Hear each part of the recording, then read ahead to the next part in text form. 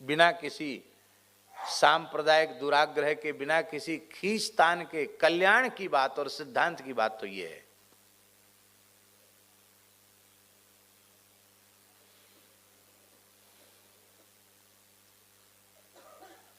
लेकिन फिर भी आपके मन में हो तो हम उत्तर दे रहे हैं।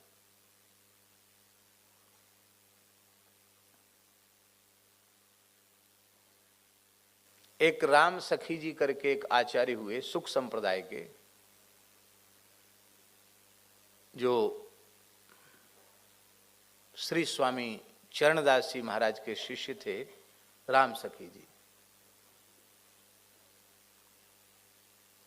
उनकी वाणी है, हमने एक बार उसको पढ़ा है। सदेह भगवान के महारास में उनका प्रवेश हुआ है।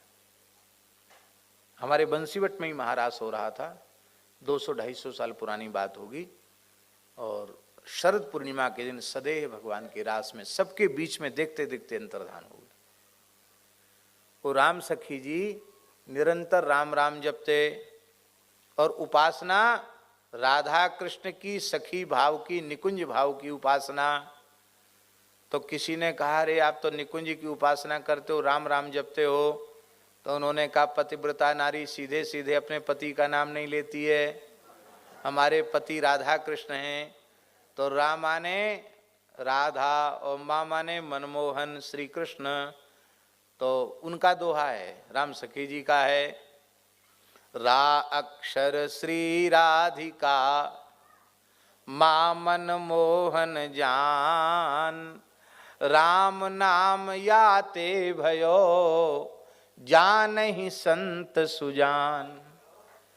इसलिए भैया राम राम करो तो राधा माधव की प्राप्ति भी हो जाएगी, राम राम कहो तो सीताराम जी की भी प्राप्ति हो जाएगी, राम राम कहो तो लक्ष्मी नारायण की भी प्राप्ति हो जाएगी, और राम राम कहोगे तो भोले बाबा तो पार्वती जी के साथ बिना बुलाए आ जाएंगे।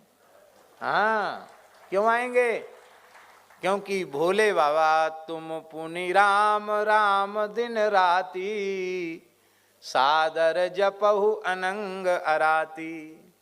भगवान शंकर ने पुराणों में कहा है कि पूरे ब्रह्मांड में कोई जीव एक बार राम नाम का उच्चारण कर लेता है तो मैं इसे 3 बार प्रणाम कर लेता हूं।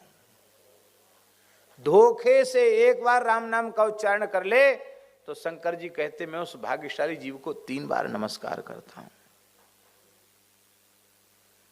और अहरनिश राम राम करे, क्या कहना है।